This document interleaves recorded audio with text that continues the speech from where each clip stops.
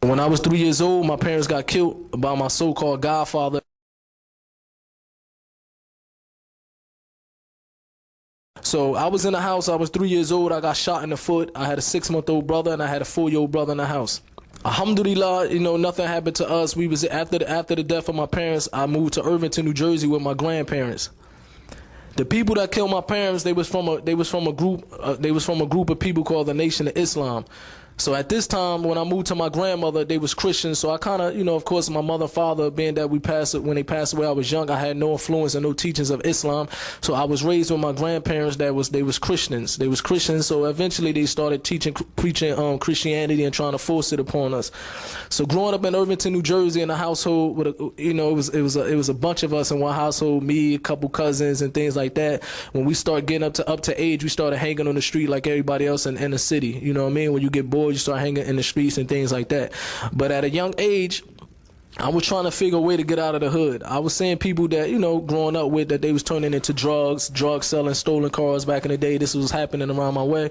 But I always wanted to get away from this lifestyle and get out of there.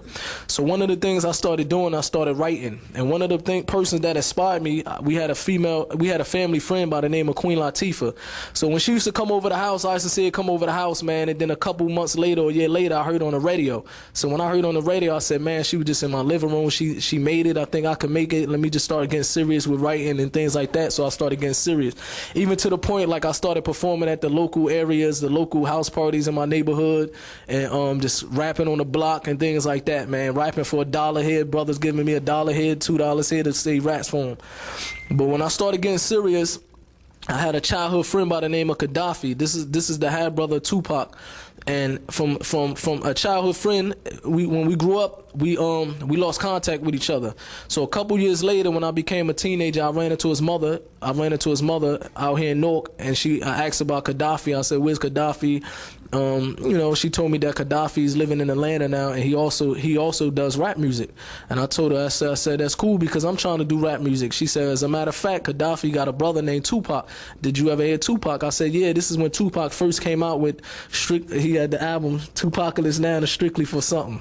Strictly for my, I can't say it, but so he came out with this. He came out strictly for my niggas. It's not a curse word, some people is really that. Alhamdulillah. So, but he came out with these albums, so I heard of him. And, she told me that was his half brother, and they coming to New York real soon. As a matter of fact, I'm gonna give him the number so when they come, you can meet him. Like the brother said in the biography. So when Tupac came to New York, he already heard about the story. So I guess hearing about the story of my mother and father kind of softened his heart. We said, I want to meet this kid and things like that. So eventually, after that, Tupac got shot in New York, and then he got arrested. So when he got arrested in New York, I was still down in Atlanta.